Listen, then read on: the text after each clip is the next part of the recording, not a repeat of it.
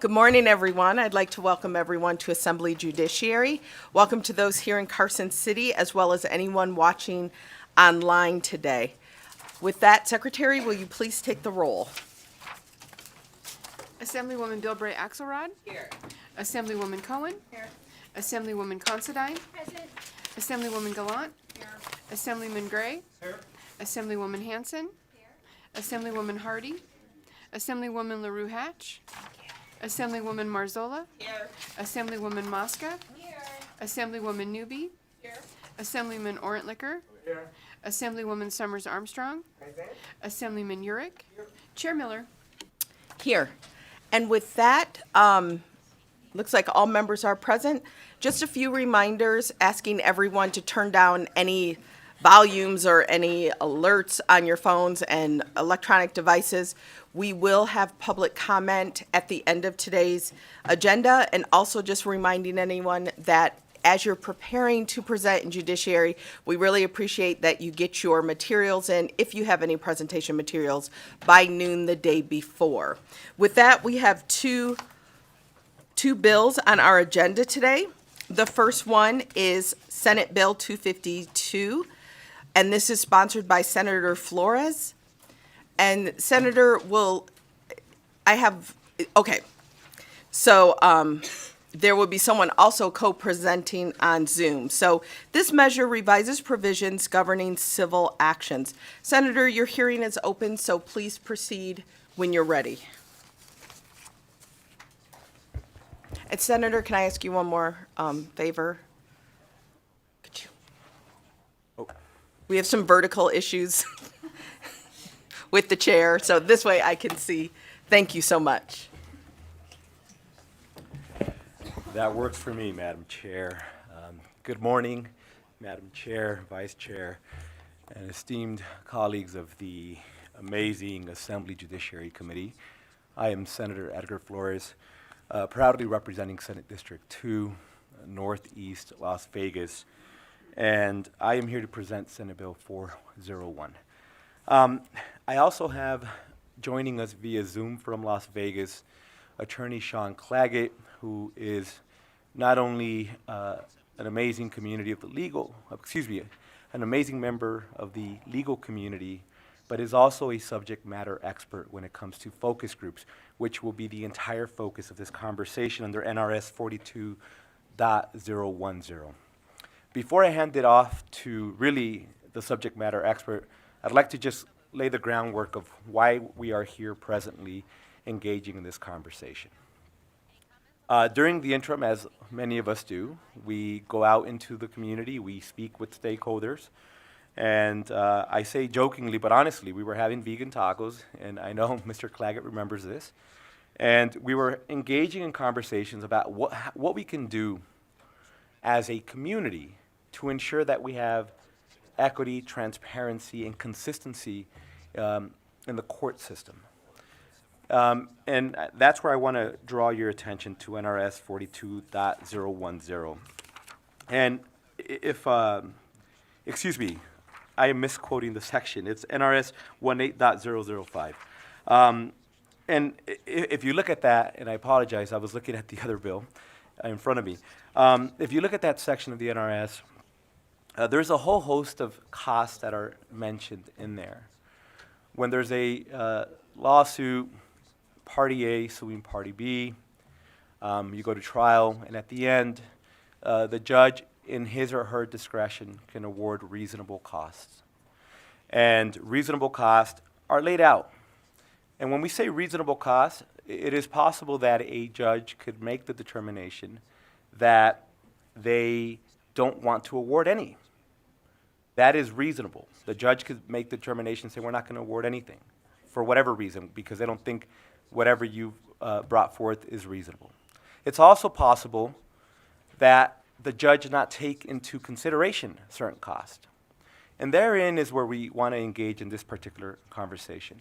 Now, Mr. Claggett will have a very in-depth conversation about focus groups and explain that when he goes to trial, very often, very consistently, judges will award reasonable cost for the cost of focus groups. But unfortunately, it's not across the board and it's not always happening. As attorneys, we have a duty of care. And through that duty of care, we have to utilize every available mechanism to act and protect our client. 20 years, 30 years ago, focus groups were not always readily available, and it was not a tool accessible to all attorneys. But for the attorneys that are sitting in this committee, I cannot imagine that anyone here would ever go to trial without engaging at least 2 or 3 different focus groups. It is now common practice. It is an expectation from your client. In fact, there has been folk in opposition, and I remind folk that even those in opposition of this bill, they would never, with any reason, allow for a case to go to trial without them utilizing focus groups. It really is an expectation, and in my opinion, and Mr. Claggett will speak in depth to this, you run the risk of really exposing yourself as an attorney to liability if you don't utilize every tool available, and that you expose yourself to maybe to be in violation of your professional responsibility and your duty of care to your client. And I'll let him get in depth in that because he really is a subject matter expert. But I just wanted to hit this point, and this is the most important point. The reason focus groups are so important is it allows for folk to realize whether or not they have a strong case. Let's assume that Party A is suing Party B, and both Party A and Party B engage in a series of focus groups. And Party A realizes, I have a really weak case. It is not in my best interest to continue to pursue this matter. And either you will settle and or simply not do it. You will advise your client, this case isn't strong. We've done X amount of focus groups, we realize that we're not there, and it will discourage an individual from pursuing that. On the other side of it, it's possible that Party B realizes, Party A has an incredibly strong case. If we go to trial, we're going to spend a lot of money going to trial through experts. We're going to spend a lot of money through court fees. We expose ourselves to a lot more liability if we go through a settlement, if we don't just settle. And you will encourage people to come to the table and say, let's sit down and maybe agree to some type of settlement and avoid the very long journey of going to trial. This is better for everybody, particularly the person who was harmed. Because at the end of the day, we so often focus on the attorneys, but the whole point of going to trial is that somebody was harmed and we're trying to cure that harm. So through this language in this bill, we are doing 3 things. We are creating a standard where now every judge, when there is trial and they're talking about reasonable costs, will take it into consideration. They don't have to award anything, but they will now all consistently take the cost of focus groups into consideration, number 1. Number 2, we will modernize the language because, again, maybe 20 years ago, 30 years ago, not everybody was doing focus groups, but any reasonable law firm now before going to trial is doing it. And then number 3, by putting it in here, we are encouraging settlements. Because, again, you're going to remind folk that when you do a focus group, you're going to lay out the very probable outcome of a case. And by doing that, you're going to encourage people to come to the table and reach a settlement before going to trial. Because the most expensive thing is going to trial. If I could send over the presentation now to Las Vegas to our subject matter expert, Mr. Claggett. Thank you. This is Sean Claggett. I appreciate your time. I wish I could be there in person. Unfortunately, I'm on the road doing a trial. So, but I've taken the time this morning to be able to come and present with Senator Flores on this matter. I am an expert in this field. I have conducted over 800 live focus groups in my career, and I've also been part of about 400 big data focus groups. There's a difference between the two, which I'll explain shortly. But I will start out by talking about the statute, NRS 18.05. The last section that's been added is subsection 17 that talks about, or item 17, that talks about computerized legal research. Well, many years ago, that had to be added as a recoverable cost because we started doing discovery or legal research on Westlaw and Lexis, and all these expenses were being incurred. But historically, lawyers did the research in books, which didn't cost anything. But then as it became more efficient, we added that language in to the statute to allow for recoverable cost for online legal research. Same is true with focus groups today. It is the standard of care for a trial lawyer to absolutely do focus groups. To have the jury be your first focus group is malpractice. It falls below the standard of care for your client, and no lawyer should engage in that very dangerous behavior. And in Nevada, I know for a fact, because I own Paramount focus groups as well, that both the plaintiff and the defense bar utilizes focus groups in basically every single case. Now, the plaintiff bar does use focus groups more regularly, and they can be done for as little as $1,000 for an hour focus group. So it's not a huge cost. One of the issues that we've been pushing to get away from is the very large focus groups that historically, and when I'm talking about historically, 20 years ago was the way that focus groups were done for trial. And typically you do one or two of these, and you'd bring 40 or 50 people together. You'd have somebody play the plaintiff lawyer and put on the plaintiff's case. You have somebody play the defendant lawyer and put on the defense case. And then you'd break the 40 or 50 jurors into 4 or 5 juries and record their deliberations and see what they say to try to get some idea or data points of what was moving the needle and why they were doing what they were doing. The problem with those type of focus groups is it wasn't uncommon to be charged $50,000 to $100,000 for those focus groups, which are certainly very expensive. The technology and the ability to recruit and the number of lawyers and law firms that now have mock courtrooms in their offices is substantial. It's not uncommon now for lawyers and law firms to have mock courtrooms where they're running their focus groups, which drives down the cost. And we've also learned over the years that those big focus groups maybe don't derive the value that you're looking for out of them. And so there's a cheaper way to do it. And more importantly, it's important to do the focus groups early, because when you run your focus groups early, before you file the lawsuit, it avoids litigation, both on the part of the plaintiff and the defense, because the defense that runs an early focus group, as Senator Flores explained, may realize, geez, we have a lot of exposure. We should do a big push to resolve this case before the plaintiff files the lawsuit. Same with the plaintiffs. I know that there are lots of lawsuits that are not brought simply because lawyers do pre-litigation focus groups. Now, that cost doesn't get passed on to anybody, but it does save the system money. It does save time. It does save judicial resources. And it allows a person who believes that they have a valid claim the ability to be told by their lawyer who took the time to study the case to tell them, look, this is the problem with your case. In fact, it's such a problem that I don't recommend moving forward with your case. And it saves a lot of stress because litigation is stressful for both plaintiff and defendants. But the focus groups can prevent that.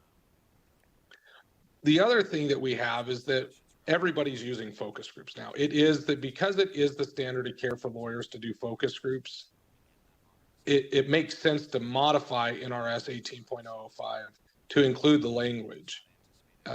I do a lot of jury trials in Nevada, and the judges in Nevada across the board, for the most part, are awarding the cost already because they understand that this is the standard of care. It's just time that the statute catches up with the reality of the standard of care for lawyers. just as the standard of care for lawyers is to do electronic research, and we allow for that recoverable cost. This is another part that we need to modernize NRS 18.05 to allow focus groups to be a specific itemized cost. Now, I think it's also important to remember that the only time that this NRS 18.05 comes into play is if the case goes to trial and if a party prevails. Then they're entitled for the judge to consider reimbursement of costs. It's not as if this is something that every time a lawyer decides to do a focus group that they're going to be reimbursed. In fact, when we presented this matter in front of the Senate Judiciary Committee, one of the Senate members, committee members, asked the question, well, can't you manipulate the focus group as the person conducting it? And I said, absolutely you can, but why would you do that? It wouldn't make any sense because you're the one that's trying to use the data to derive a resolution short of trial. The goal of every single case that we take on is fair, right? A fair resolution. It's not looking to have a windfall. That's not the goal. The goal is simply to have a just resolution. And what is a just resolution? A just resolution is what the average community member thinks the case is worth, or if it's worth anything at all. And you learn that through focus groups. Now, I talked about big data focus groups at the beginning. A big data focus group is different than a live focus group. So a live focus group, we typically do 10 random community members at a time that will reflect what we believe the jury makeup will be for the given venue. Obviously, it's different in Elko County than it is in Clark County. So we will make sure that the live focus groups very closely resemble the makeup of the community in which the trial is being conducted. And I do focus groups in Elko County. I do quite a bit of trial work in Elko, and we do focus groups there. And they're very helpful for us to understand what we call the mores, or the values of that community. So we understand what matters to them. Big data focus group, on the other hand, is not in person. It's done online. And with big data focus groups, we're usually doing about 400 or 500 people that will go through an online presentation of the plaintiff and defense case without the lawyers advocating. It's simply the facts. And then what we're able to obtain is data points of a win rate, how likely it is that the plaintiff is going to win or lose, and then also the most likely value of the case. And this is something that I believe will greatly change the way in which we proceed with litigation in many cases, because I believe, and I know for a fact that we can reduce the number of trials when the plaintiff and defense lawyers are presenting their cases to a mediator, and the mediator takes those statements and presents them to a big data company to run the data. And that will end up resulting in less trials because there's going to be a known resolution point for everybody to work from. And so focus groups really are a way that we reduce the burden on the judicial system, reduce the number of cases that have to be filed, and then reduce the number of cases that are filed that have to go to trial. And with this work, though, if somebody is not willing to settle and the other side had to expend the money to do the focus groups, remember, the purpose of the focus group is try to get resolution. But if they can't resolve the case because one side is not willing to resolve it, then the end result should be that the prevailing party should be entitled to recover those costs, because it is the standard of care that the lawyer engage in the focus groups. And so what we're really asking for, and the reason why I'm very proud of this, introducing this bill with Senator Flores, is that it is modernizing a statute to reflect the standard of care for the legal profession. And it's what each one of you sitting on this committee, if you had a lawsuit, you would want your lawyer conducting focus groups for you. You'd want that. Our retainer agreement mandates that the client agree that we be allowed to conduct focus groups because it is the standard of care.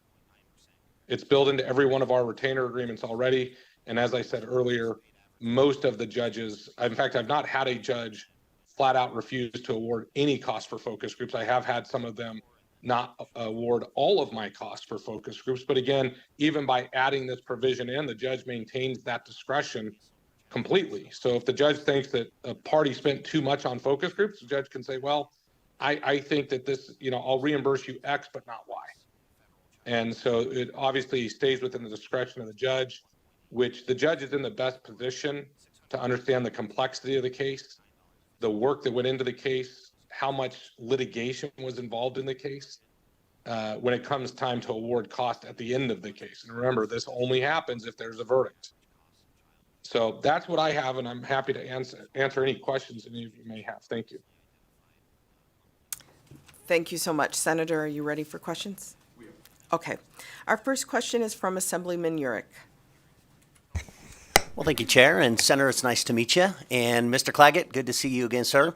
My question, it's actually kind of a two-part question. It's in the current Section 17 that will be moved to 18 is, as an attorney, one of the things I hear, certainly the cost of litigation, it's just so expensive. And as we look here, there's 17, and now we'll push down to 18 through the inclusion of this specific cost that would be delineated here. It seems like, and even from what you've presented today, that the catch-all that is in current 17 that says any other reasonable costs would cover this. So I hear what you're saying that, well, it's the standard of care and we need to add this in there. But if it's covered by this, I'm just curious, are we going to continue to add to this list and then increase the cost of litigation over the course of time? And then related to that is, I'm curious, how many other jurisdictions, do we know of any other jurisdictions that perhaps have a catch-all like this that are also now, because of this new standard of care, that are delineating this as an actual expense that should be reimbursable by the prevailing party? Sean Claggett, I do not know who's going backwards. I'll start with your last question first. I do not know of the other jurisdictions around the country that I haven't looked at that, so I can't answer that. As far as adding cost, I don't believe so. If you look at all the expenses that are listed, the idea is to try to encourage resolution, right? The goal is to have less cases go to trial. And I imagine that there will be additional items that will be added as reimbursable costs. For example, AI. There's going to be artificial intelligence that law firms are using that ultimately greatly probably will reduce the cost of litigation for everybody, but will be a cost that should probably be added in as technology increases and changes the way that we practice. That's what we're talking about here. And so I understand that there's this idea that when we presented in front of the Senate, we heard from the opposition, well, this is just going to greatly increase the cost of litigation. No, it's not. Because your lawyers are already doing it. The litigants are already incurring this cost. The idea is to pass the cost on to a party who goes to trial and loses. Right? Nevada is one of the greatest states in America when it comes to passing the risk of litigation on to the losing party. Why do we do that? Justice Hardesty recently, in the case of the Capriotti case, authored the opinion where attorney's fees under the offer of judgment on a contingency basis will be paid by the losing party if it goes to trial and there's an offer of judgment and the plaintiff does better than that. The reason for this is we want to encourage resolution. This cost is already being incurred by all litigants. This is the point. And so what we're saying is, because all litigants are incurring the cost, this should be an itemized cost under the statute so that all the parties know ahead of time that this is something that needs to be included when you are making a decision whether to settle or not, because you're going to be on the hook if you don't for the other side's expenses and focus groups. And when we go to mediations, we know that the other side's done their focus groups because they usually are presenting us with some of their findings, and we're doing the same to the defense. And so what we're trying to do is really educate each other based on what we found. And what you really find at the end of the day And I'm going to use Lee Roberts as the example. I believe Lee Roberts, he works for Weinberg Willer. I believe him to be one of the finest defense attorneys in the country, and certainly in Nevada. And Lee does focus groups. He handles large cases, and Lee and I talk all of the time. Lee and I just had a case in Reno together, and we were able to share. I was able to share my data with Lee, and we reached a resolution just before trial, because we were able to share the data from the focus groups to show the risk and what was going on. And because I was able to do that, we prevented Judge Egan Walker from using his resources for the better part of a week and a half for a trial. And that was the positive outcome. And guess who's not paying for my focus groups? The defense didn't pay for my focus groups because we resolved the case. And so that's what, it's not increasing any cost. And everybody needs to dispel themselves of that idea. This cost will be incurred regardless. It's just, if it goes to trial, who should be responsible for paying the cost? And it's our belief, and this goes both ways, by the way. This isn't just the defendant having to pay the plaintiff's cost. If the defense runs a focus group and prevails, then the plaintiff's got to pay that cost, which again encourages resolution. Okay, so, Thank you. yes, I just want to ask, Assemblyman, was your question answered? Okay, and so, you think so? And so, we have a few other member questions, and members are going to ask very concise questions and so we'd appreciate very concise responses, because everyone's really trying to see how this in practicality works and functions. So if we could keep those responses very specific and concise. Our next question is from Assemblywoman LaRue Hatch. Thank you, Chair, and thank you for joining us this morning and for hopping on Zoom with us.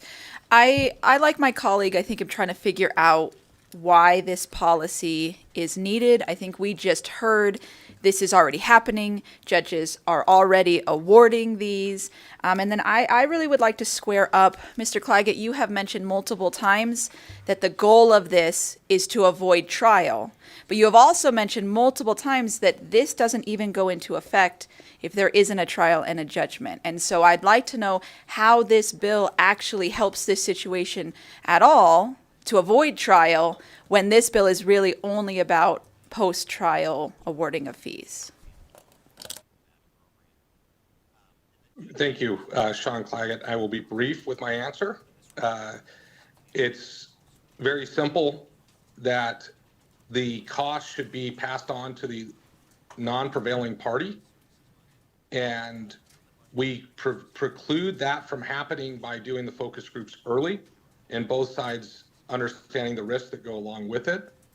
And so, again, none of these costs, all of the costs that you see enumerated in NRS 18.005 are costs that are necessarily incurred because the standard of care for lawyers require you to do that to get a case to trial. Same as focus groups. And so it's just adding on to that issue. And so it's not a cost that's not going to be incurred, it's going to be incurred, but resolution of a case prevents the other side from having to pay that. It's built into the settlement, obviously, is that both sides figure out what their costs are and figure out what the net number is to the client, and that will create a resolution that everybody can live with. I hope I answered your question. Quickly, please.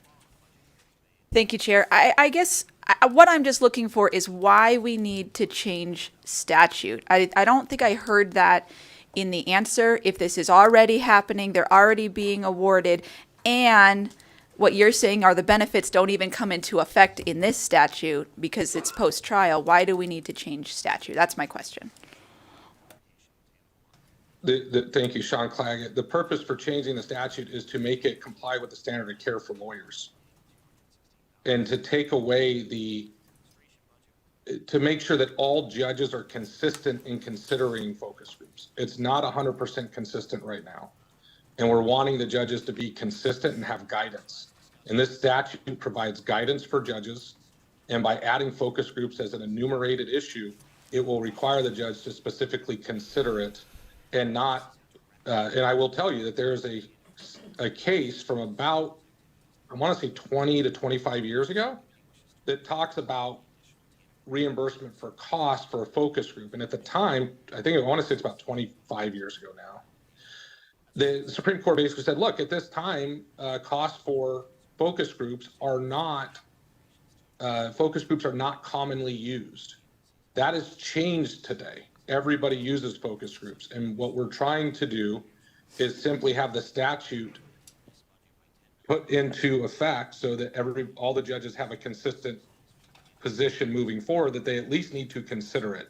And we're not relying on 25-year-old case law to be any form of a guidance for the judges, because it is outdated, and it's not kept up with the reality of what's occurring for lawyers in the community on both sides of the aisle. Thank you. Our next question is Thank you. from Assemblywoman Hardy. Thank you, Chair. So I won't belabor the point, I guess, of my other two colleagues in their previous questions. I agree. It was mentioned these are built into retainer agreements, and so then if it goes to trial, the judge can see the cost of these focus groups, and then in their discretion, if they feel it was an integral part of the case, they can reward them. So that's just all I'll say following up on that. But my other question is, could you give me an idea of like a focus group? What are they looking at? Some examples of what you're getting together to go over, like the statute mentions jury voir dire, but what are some other focus groups looking at and discussing, like how many people are in these groups? What's a range of like a low end and a high end of what these would cost? If you could just give me some, so I can just understand, what they're looking at. Thank you. Thank you, Sean Claggett. So there's about 20 different types of focus groups that can be done depending on the type of case. So if you have a product defect case, you may do a focus group on how to make the product safer, which is great for the whole community. You may have, as you get closer to trial, you're going to do voir dire focus groups where you're practicing your jury selection and your opening statement so that you're prepared in front of the jury and you make sure that those things are working. You may test out videos of your expert witnesses to see if they have credibility, or of your own client. So there's a lot of different types of focus groups that can be done. Typically, those focus groups are done in front of 10 people. The average cost is between $750 and $1,000 per hour, so pretty affordable. The big data focus groups, which are typically done once or twice on larger cases. And when I'm saying larger cases, I would say a case that has a value in excess of $1 million. Those type of cases will cost about $25,000 to $30,000, but that's going to include about 400 to 500 participants. So the cost per participant is much lower, and it allows you to get a lot more data to have a better decision. It's not, so depending on what you try to do is value, I will tell you that I also teach law practice management at the Boyd School of Law. And I teach my students that when you're doing contingency-based work or any type of work for a client, you should try to keep your costs at about 10% of the value of the case to stay in line with basic economics. And so that all goes into effect when you're determining what type of focus groups you're doing and how much you're spending. So obviously, if you have a personal injury case and you think it's worth $50,000, well, you can't really spend a whole lot of money, so you may only do one focus group for an hour. And so that's not a very big cost. If it's a $10 million case, because it's a catastrophic injury, obviously you could spend quite a bit of money, and people do. I mean, and those are the ones with those type of exposure. Everybody's running lots of focus groups, the defense, the plaintiff, everybody, because everybody needs to know what the true risk and exposure is. So I would say that the least I've spent on a case that's gone to trial for focus group is $1,000. The most I've spent on focus groups that have gone to trial has been upwards of $70,000. But that was a case that also was a mid 8-figure case. It was a very large case. Assemblywoman, So has your question been answered? Yeah. Okay, thank you. We're going to move on. The next question is from Assemblywoman Summers Armstrong. Thank you, Madam Chair. It's good to see you, Senator. Thank you, Mr. Claggett, for participating today. So, by adding this and by delineating this as standard of care, doesn't this encourage this type of focus group to be used in all cases, which would then in turn be another expense that would have to come out of the client's settlement if they won or lost, right? If they won, this is another thing on top of copies and calls and postage and attorneys, the whole attorney's fees and costs. Now we've added another thing that's going to reduce what is possible for your client to be able to take home after they have been injured. And I think that that's a real concern for me, and I'd like to know what your thoughts are. Thank you. Thank you, Sean Claggett. That's a great question. Actually, it's going to put more money in the client's pocket because the biggest expense that a client will expend is the trial itself. When you have to put a trial on, you have the burden of proof with experts. The average cost for experts, which, I know the statute says $1,500 per expert. The reality is the average cost per expert to get them to trial is $10,000 a day. And so with the limitations, the last trial I did, I had to bring 4 experts back on different days because we ran out of time. So my cost to put on that trial was $250,000 in expert fees between all the experts. It was a very complex med-mal case. The cost of my focus groups were exponentially less than that. So if the case would have settled, the client would have put way more money in their pocket. So the idea that we can resolve a case short of trial will save the client tons of money. The most expensive part of any case is the trial because you're required to bring all of these experts to the trial, and it is so expensive to put a trial on. And so I would suggest to you that, in fact, doing focus groups early and often will save money. Now, if it goes to trial, then yeah, that's the idea of the prevailing party recovering their cost. That's the way that it works, and it works currently. Could you give us an example of when a client was rewarded so much more in a settlement because of this, and how much more money they were given because of this? Every single one of my cases, my clients obtain more money. I can't give you specific could you give us an examples because most of my settlements are confidential. Right, we understand that, but it's hard for us to, we're talking about focus groups, and part of a focus group, I'm coming from an evaluative world, is to quantify things. So it's difficult when we hear every client, every time, all lawyers. So could you give us a specific example? Sure, I can use one example where I believe that the value of the case was $2.5 million. We ran a big data focus group, and the value came back less than I believed it to be. And I sat down and explained to the client, look, here's the actual value. It's closer to a lower number, and the client understood, and we were able to settle the case in lieu of going to trial. Did it result in the client getting more money? No, but it sure took all the risk away. Other times, the case I just did up in Reno, we were able to get that case resolved in a very efficient manner just before trial. So when I say efficient, I mean, we didn't have to spend all that money on experts coming to trial. And so that was efficient for the client's standpoint. And so the ability for a lawyer to lawyers are retained for their judgment, and judgment is obtained through knowledge. And you obtain that knowledge from focus groups, because lawyers don't get a vote on how the case is going to end. Regular folks in the community do. And so you need to know how that's going to play out. And that's what you want your lawyer to have that knowledge. And so that's why it's the standard of care now. Assemblywoman, was your question answered? Thank you. Was your question answered? Yes, ma'am. Thank you. Okay. Our next question is from Assemblyman Ordlicker.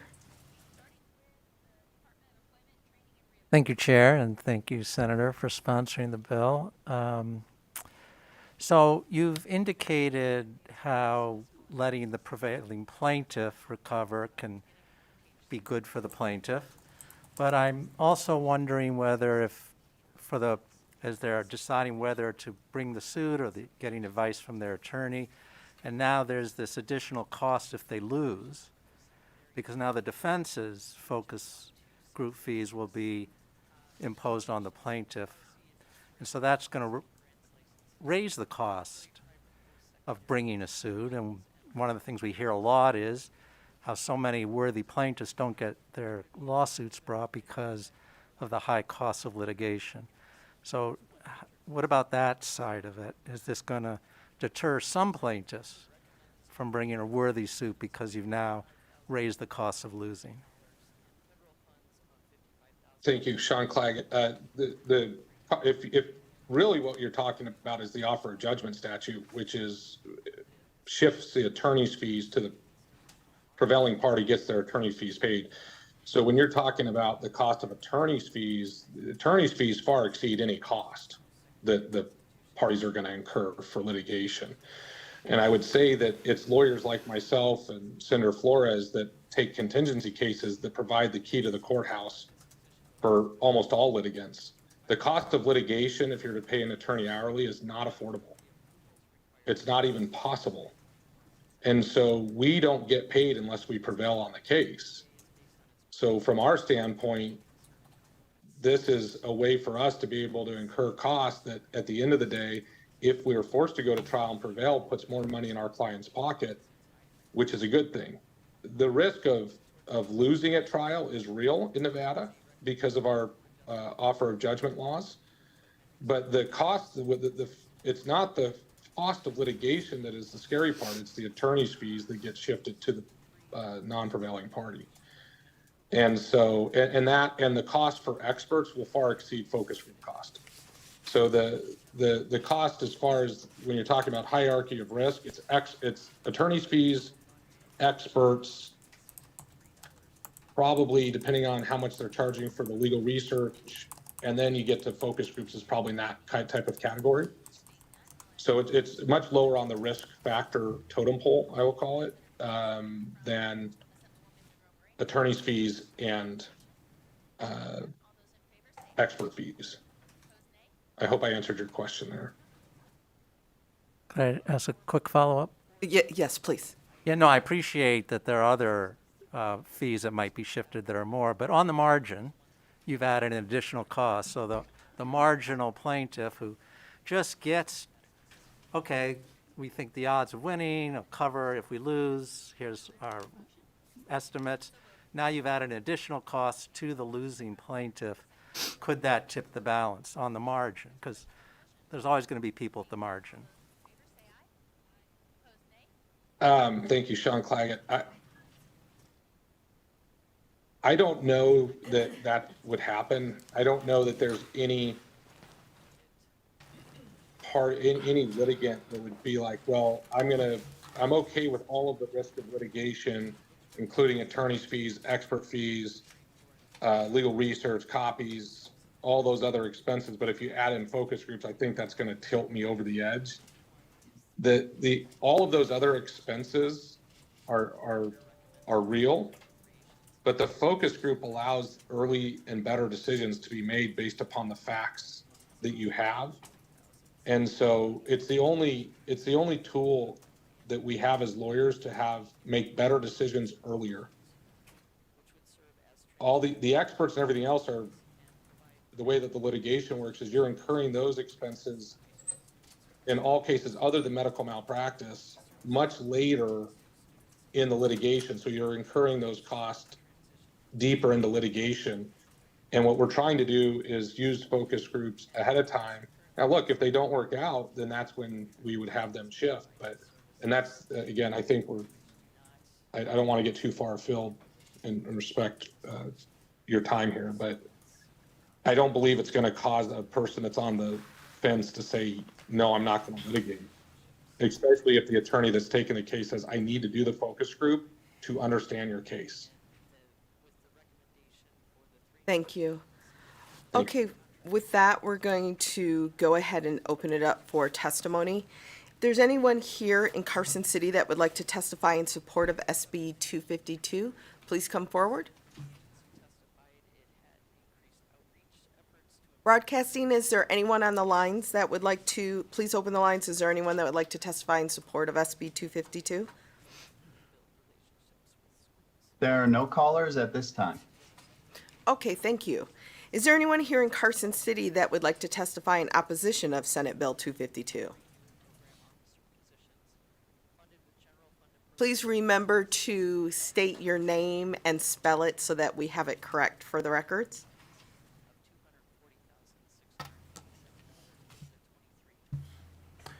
Good morning, Chair, members of the committee. Paul Moradkin, Moradkhan, with the Vegas Chamber. The Chamber is opposed to SB 252. And I do want to clarify and just share the Chamber's perspectives on this bill is that these costs are already recoverable by discretion of the judge, and that is an existing state law in our interpretation of the law. If you look in section proposed 18, it says any other reasonable and necessary expenditures occurred in connection with the action, including reasonable and necessary expenses for computerized services for legal research. We believe that's already allowed, and we believe this bill is unnecessary. I do believe, and on the Chamber's perspective also, we believe this bill will add additional litigation costs. We don't believe it will reduce costs, and we do believe that this type of bill will further add to additional costs for plaintiffs and defendants, and so, of course, whoever may win or lose. But we don't believe this bill is necessary since the judges can already award this. So we appreciate your time and happy to answer any questions. Thank you.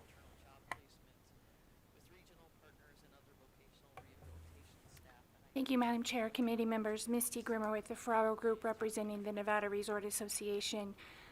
We too are in opposition of this bill as we were on the Senate side for the same reasons that Mr. Moradkin mentioned.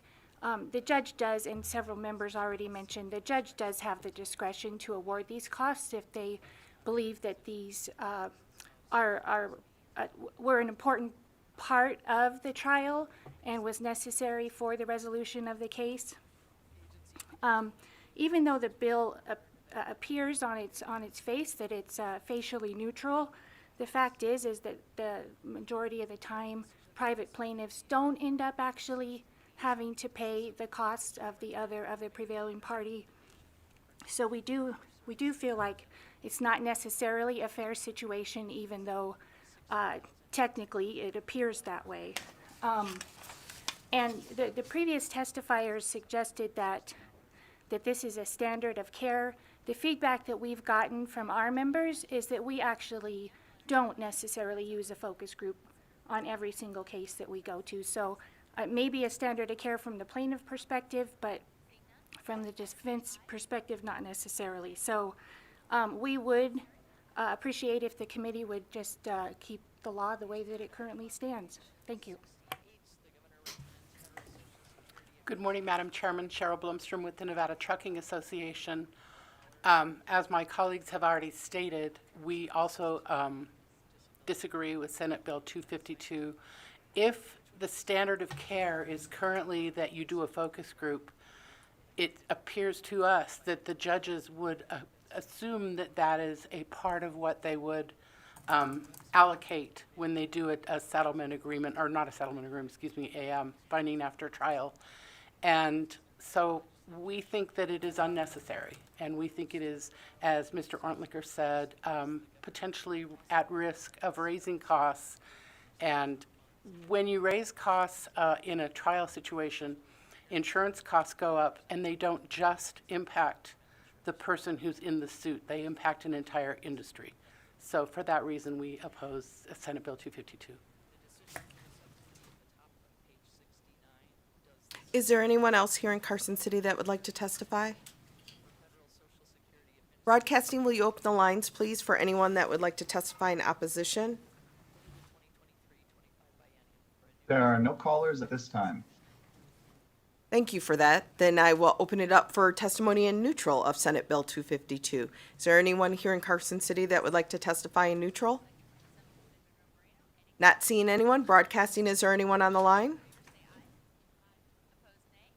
There are no callers at this time.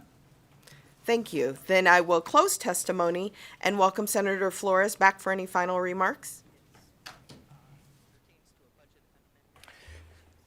Senator Edgar Flores, for the record. I wanted to thank the committee for your questions, and I wanted to thank you for your time. I just wanted to remind folk, the point of cost, the reason we have 17 of them on there, we could eliminate every single line on here and just say reasonable cost, period. And we could make the argument of let's not have telecopies or photocopies, long distance, travel. But over the course of Nevada history, we've come as a body and we said we want to make sure that we have a minimal standard that everyone is playing by. And over the years, we've added items onto this list because what is reasonable to one party, right, may not be reasonable to a judge. And what we are trying to do is to ensure that every single judge, when there is a verdict, every single judge, not just when certain attorneys are present, not just certain judges, but that every single judge take into consideration, because again, a judge has the discretion. We are simply saying, because this is a standard of care now, because all of the firms are doing it, we want them to take these costs into consideration. Second, I am of the mindset that the objective is not to go to trial. Remember, we are trying to make a person who's been harmed whole. That is what we are doing. We keep talking about the attorneys, and I get all that because that's where the conversation is at. But a human has been harmed. The sooner we find the resolution, the better. In my opinion, if this list of costs had 1,000 things on it, that is a mechanism to ensure that people who are fighting over something are thinking about that and saying, how do I prevent myself from going down a hole that could potentially put me in a scenario where I have to pay these 1,000 things? Putting this list, creating this list, is to prevent an individual from saying, I'm going to just take it all the way because I'd rather just not settle, not show good faith. An individual who's been harmed is trying to become whole. And by having this list, by ensuring that we have these costs delineated, it ensures that individuals will say, do we really want to expose ourselves? Or should we just settle? And by the way, the majority of cases are settled. The majority of cases are settled. And I think it's because we have this list. You want individuals to say, I don't want to possibly have to pay all this. That's what you want. Because settlement, what that means is I am not putting a human who's been harmed in front of a bunch of human beings. I'm not making them retell their story. I'm not making them incur all these costs, miss work. Trials are very complex. They are very exhausting. And remember, it's an individual who's been harmed. So the point of this, the point of cost, is to avoid going down that scenario of trial. So I think we are benefiting individuals by having a very clear list and reminding folk that if we do go to trial, here's everything you're going to have to pay. It goes the other way, really. That's why so often we have settlements. Most of the time, attorneys will tell you, we were able to settle this. And it's good for the party who's been harmed. That's the whole point. And that's why we came before you today with this bill. We appreciate everybody's time, and I really do appreciate this dialogue. We'll continue the dialogue offline, and if there's any additional questions that may come up, both Mr. Claggett and myself will be available to you. Thank you, Madam Chair. Thank you, Senator. And with that, I will go ahead and close the hearing for Senate Bill 252. Our next bill, also sponsored by Senator Flores, is Senate Bill 401. So, Senator, I believe Mr. Claggett is also No. Oh, you're just presenting. Oh. Yes, and Mr. Cockburn. Okay, thank you. My notes are all incorrect, but that is okay. So, I'm more concise. oh, you got that on the record now. That will not be stricken from the record. But with that, you're up. There you go. Thank you. With that, your hearing is open, so please begin when you're ready. Thank you, Madam Chair, and esteemed colleagues of the Assembly Judiciary Committee. Senator Edgar Flores, proudly representing Senate District 2, here to present Senate Bill 401 with Mr. Cogburn, who I will hand over the presentation over to momentarily, but I wanted to provide some context. NRS 42.010 addresses in part exemplary and punitive damages, something that all of you are very familiar with now. I'm sure that you've had this conversation through other bills. And really, when we talk about punitive damages, it's really covered under NRS 42.005. Most of that is there. But in this context, we're talking about exemplary and punitive damages when a party who is either under the influence of alcohol or a controlled substance decides to drive a vehicle, and as a proximate cause to that causes an injury to party B. The issue we have presently is that under NRS 42.010, there is the possibility of an absurd argument or defense to be made. And let me go back to that same hypothetical. Party A gets drunk out of their mind or is under the influence of a controlled substance. After that, jumps in a vehicle, causes harm to party B. Party A in that scenario under NRS 42.010 could make the argument of saying, although I was drunk, I did not formulate the intent to drive prior to driving. And because I was blacked out drunk, I couldn't formulate the intent of driving after. So while that individual may have said, yes, they got really drunk, and that individual could say, yes, I drove, there was no intent to do that because I couldn't formulate intent when I was so drunk or under the influence of a controlled substance, and I didn't intend to drive prior. And they could make that absurd argument and say, I am not going to be exposed to punitive and exemplary damages. And that's what we're trying to clear up. And I did some legislative history research, and I went all the way back to 1981 and 1967. In 1981 is Senate Bill 84, and in 1967 is Senate Bill 157. The reason I went all the way back, because that's the last time that we looked at this statute. But specifically Senate Bill 84 in 1981, it dealt in depth with DUIs. At the time, there was a shift in the entire country. And as a country, we were in this movement of saying we really want to punish individuals who are irresponsible and are driving under the influence. And at the time, if you go back and read that legislative history in 1981, they were all over the place. They were even talking about forcing folk who are driving under the influence to labor, and they started talking about, well, wait a minute, are we talking about slavery? There's all these conversations happening about whether or not we can do this and do that. But I mention that because the conversation got absorbed into a very complex criminal conversation. What are the what are the penalties? How are we going to address this as a society? And in my opinion, NRS 42.010 was overlooked. Very minimal conversation went into it.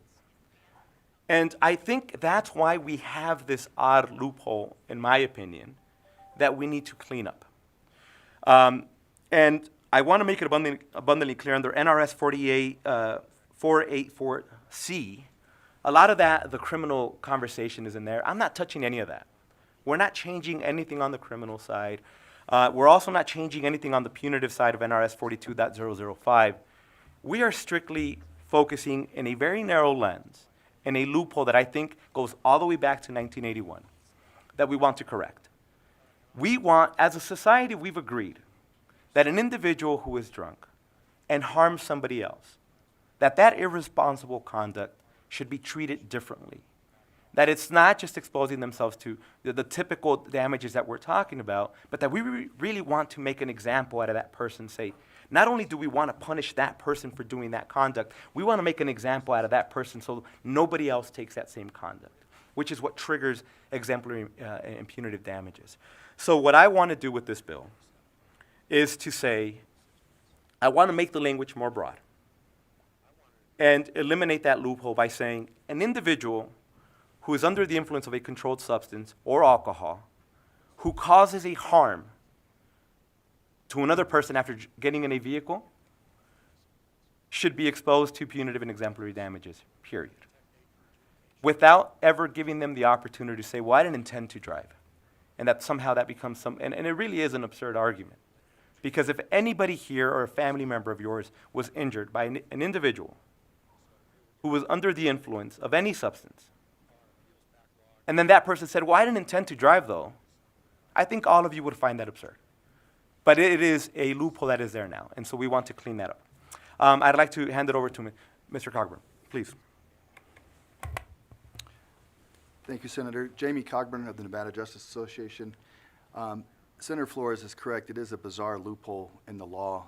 And just real quick, Nevada has the highest percentage of drunk driving deaths in the nation per capita. So from 2017 to 2021, there was 486 deaths. And this amendment strictly relates to DUI, whether it's alcohol or drug related. And Senator Flores is correct. As a society, we all agree you shouldn't get behind the wheel of a car and drive. Especially nowadays, there's so many taxis and Uber and Lyft and all these other things. There really is no excuse. And the purpose of striking this specific language, again, Senator Flores indicated, is it doesn't matter what your intent was before you started drinking. The fact is, once you get behind the wheel and you're intoxicated, you're responsible for your actions. And just so everybody knows how punitive damages work, to get punitive damages, the court has to allow you to proceed forward with punitive damage. So they have to be allowed. Then a jury must award you punitive damages. They must find that you acted with such reckless disregard and that they should set an example for the community that you are hit with punitive damages as a defendant. And then after that, the court must then affirm, the trial court must affirm and say, yes, I still think it's appropriate to have punitive damages. So just because you have the opportunity to get punitive damage does not mean you automatically get them. A jury and a judge will have to approve those.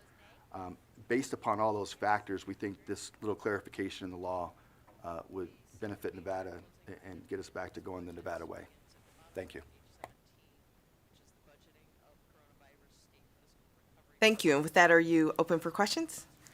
Okay, great. Our first question will be from Assemblyman Ordlicker. Thank you, Chair, and thank you, Senator. We'll have to make this Edgar Flores Day in Judiciary. I'm wondering if it's fair to characterize this as a loophole, because you mentioned the baseline exemplary punitive damages as 42.005, in which you have to show some egregious misconduct. But we've created this singled out DUIs for a lower standard, in fact.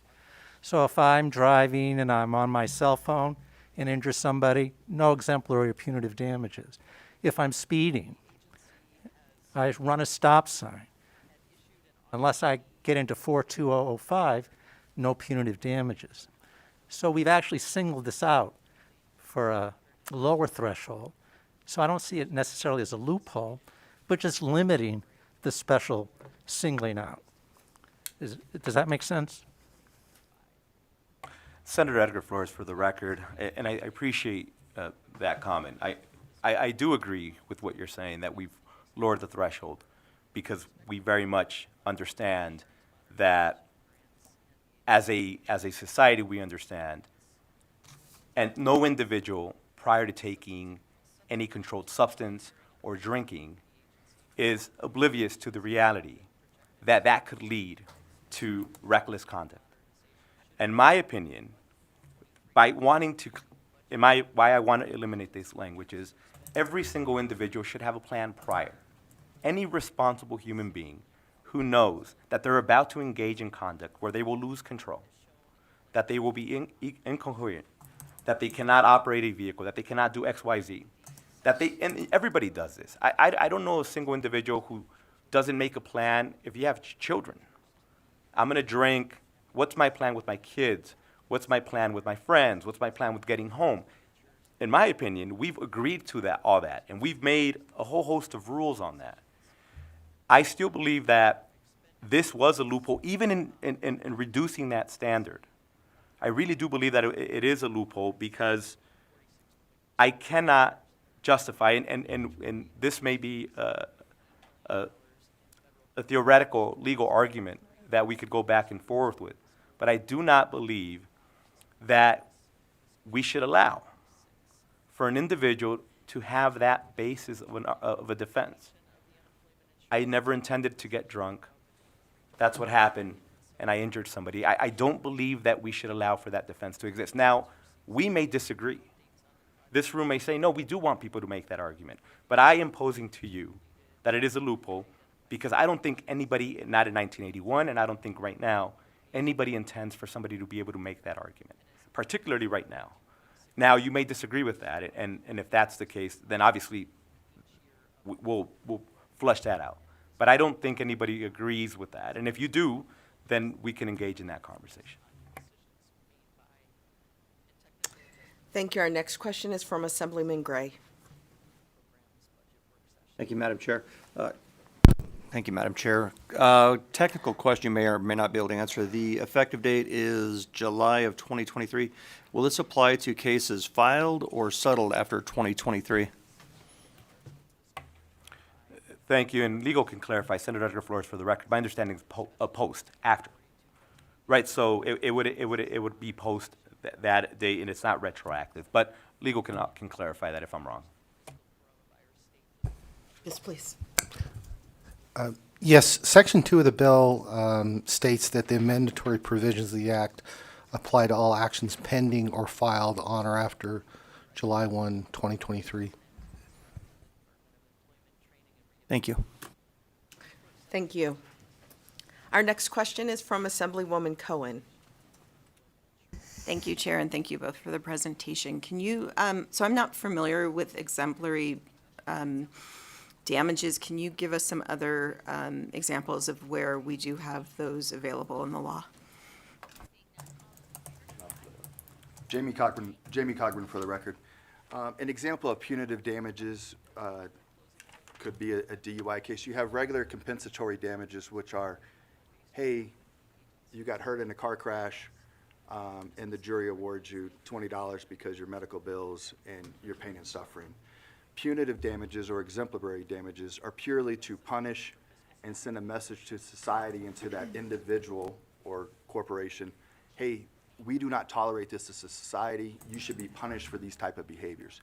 So you will see it in really bad acts. Sometimes you will see it in what they call defective drug cases sometimes, where a drug is made by a drug company, and come to find out that they knew the drug was defective and would cause some type of injury, but they didn't tell people, and the jury has the right to then punish that company for not telling someone. Or one of the big ones right now that just happened, Dominion, the Dominion of Fox News, that is punitive because it's defamation. You did an intentional act, and you can be hit with punitive damages. Yes, please. Okay, and so just to make sure I understand, so when we talk about, they're the same, though. So when we're talking about exemplary and punitive, they're always the same. Jamie Cogburn for the record, yes. Okay, thank you. So I have a question about, it says using alcohol or another substance, and I don't think there's anyone here that questions the effects of alcohol or a certain level of alcohol on driving.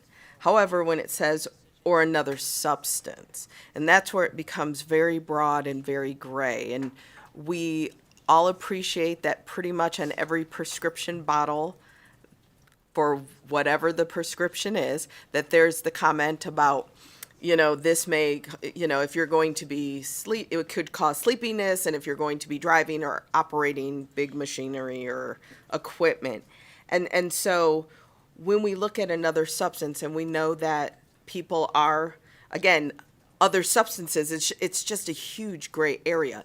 Some of those are what people would identify as illicit or illegal substances, and some of those could also be prescribed and medical substances. So where is the line like this? Because we know that ultimately, and the same thing, that prescription may, 99% of the time be fine, but there's that one morning and you didn't have breakfast and your blood sugar was low and your blood pressure was low and you didn't sleep, and just all kinds of things have occurred where and I'll also say hormonally there's changes that, and then all of a sudden that one day that prescription impacts us and impairs an individual in a different way. Could you speak to that, please, Senator? Sure. Senator Edgar Flores for the record. And like I said, we may disagree. In that hypothetical that you posed, somebody takes medication, they then get in a vehicle and they cause harm. In that hypothetical, they would argue, I didn't realize I was going to drive, it was never my intent, I caused this harm, and that defense would work. You may agree that that's fine. My sincere position is that I don't believe they should have that loophole available to them. Any individual that takes medication, and I think all of us have been at some point, maybe because we were hurt, injured, or because we're taking medication now, understands that there is a sincere risk, right? Either it may have a horrible side effect, it might make me very drowsy. There's a whole host of side effects to medication, and we all kind of, as a society, understand that that's the risk we're taking when we take some medication. I still believe that a responsible human being, and I do this with, they have now passed away, but with my grandparents, we had a plan. They take medication, sometimes certain things happen, they fall asleep all the time, whatever it was. We, as a family, had a plan. I recognize that not everybody has that opportunity to do that, but my point is, responsible conduct happens prior to you taking the medication, happens prior to you drinking, happens prior to you taking an illegal substance, whatever it is. That's when the responsible conduct occurs. You're supposed to plan for that. Personally, that's my argument. But you may agree that in that scenario, you think they should have this defense of saying, I didn't intend to drive, I did it, and unfortunately I caused a lot of harm, I shouldn't be exposed to this. You may agree with that. And again, that we are saying we don't agree with that. Jamie Cogburn for the record. I want to add to something Senator Flores is saying. I understand your concern. I think I understand it if they're taking a medication. This statute also says that you have to be in violation of the criminal statute, which is for illegal substances. So you're ultimately, when you reference these other statutes, and I wanted to look them up real quick as I was sitting here, it's vehicular homicide, which means they have to prove, so you now have to be found guilty of vehicular homicide via DUI. So they went through that whole criminal process. So you're basically going to have a criminal conviction before you get to the punitive damages. In your example, I don't think that is actually contemplated or covered because, well, I guess it could be depending on the circumstances. If you are criminally charged and convicted, then it would be. But I think that's a little different scenario than under most criminal cases that are brought for the DUI violations. And so, because again, I don't want us to get away from the reality that there are people that are on maintenance medication for anxiety, for depression, and, we're not just talking cholesterol or blood pressure or insulin, and that those medications can have a different impact on people. And so, again, I don't want to put you all on trial right now, but when we say being responsible, sometimes these are medications that people are using to function and manage and what they would consider be responsible with themselves. And so I want to make sure that, because substance is a very large and gray area. Alcohol is specific, and we understand that, but substance is pretty large and gray. Maybe I can have legal jump in here. Would there be, when we say substances, which substances would be included or excluded?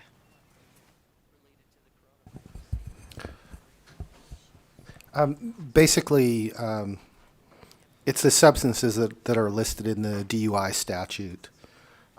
So you have to, that would be a controlled substance, alcohol, chemical poison, solvents. That's basically it. So controlled substance meaning prescribed controlled substances. Yes, that could be a prescription drug Prescrip- or an illegal drug. Okay. Thank you. That's what I was getting at, that controlled substances are also prescribed under certain instances. Can I follow up here? Yes, please. I'm sorry, Jamie Cogburn for the record.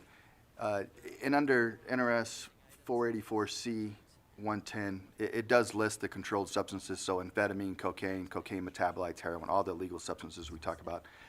And then there would be controlled substances that would be covered, such as certain painkillers and other things, but you have to reach a certain level also. So there's a certain testing level, whether it's called a metabolite or whatever that level, as we all know, for alcohol, it's 0.08. For each drug, it's different based upon the blood testing that is done. So you'd have to be over that limit. So if you're taking for example, an Oxycontin that you do take regularly for pain because of your condition, I think you do have to be aware that, hey, maybe I shouldn't drive or operate machinery or do different things because I'm going to be over this legal limit where I know that I'm impaired. I hope that helps clarify some of it. Sure. And amphetamines also are in a lot of prescriptions as well. A lot of prescriptions. Okay. Thank you for that. Our next question is from Assemblywoman Hardy. Thank you, Chair. And so my first question is just, I don't know if you mentioned it, the bill number from 1981, the Senate bill number, if you have that, I was just curious. And then also, I don't know if you can answer this, or I'm sure contemplated it. So in 42 years, we haven't looked at that statute or changed the language. So I'm just wondering if you know, or why now, or it's never been addressed before. Thank you, Senator Edgar Flores, for the question. Thank you, Assemblywoman, for that question. So I believe it's Senate Bill 84 from 1981. And then before that, I believe it's Senate Bill 157 from 1967, the last time we were in this statute. And I also have the minutes that I can forward to the committee so that you all can just look at them. It is a very fascinating read, but you'll see that a lot of it focuses so heavily on the criminal context of a DUI and not so much on the civil side. And so that was the answer to the first question. Why looking at it now? Quite frankly, I had an opportunity to meet with attorneys in the legal community, and I personally reached out and said, is there something I can address, something I can help with? And they brought up what we consider a loophole. Again, some folk disagree that it is that. And that's really how that conversation happened. It wasn't necessarily driven by a specific scenario, other than just anecdotally speaking with attorneys and saying, look, somebody brought up this defense, it's frustrating, it's a headache. And obviously, there's a lot of stakeholders in the community, Mothers Against Drunk Driving, et cetera, that we've all had an opportunity to work with, who obviously have a very different perspective and probably agree with us. But my point to that is that it wasn't driven by one specific case and or hypothetical that I can give you. It was more of an anecdotal, we have this here, we think it's an issue, we should clean it up. All right, thank you for that. With that, we'll go ahead and open it up for testimony. If there's anyone here in Carson City that would like to testify in support of Senate Bill 401? Not seeing anyone. Broadcasting, will you open the lines, please? There are no callers at this time. Thank you. Is there anyone here in Carson City that would like to testify in opposition of SB 401? Not seeing anyone. Broadcasting, is there anyone on the lines? There are no callers at this time. Thank you for that. Is there anyone here that would like to testify in opposition of SB 401 here in Carson City? Not seeing anyone. Broadcasting, is there anyone on the line? There are no callers at this time. Okay, thank you. Then I will, Senator Flores says he has no final remarks. So with that, I will go ahead and close the hearing on Senate Bill 401 and close the Senate Flores Day here in Assembly Judish. Always good to see you back, Senator. With that, we will open it up for our last item on the agenda today, which is public comment. Is there anyone here in Carson City that would like to make public comment? Broadcasting, will you open the lines for anyone that would like to make public comment? The public line is open and working, but there are no callers at this time. Well, thank you for that. Then that concludes our business for today. Thank you, members. And I will see you all back at 9 a.m. tomorrow morning. This meeting is adjourned.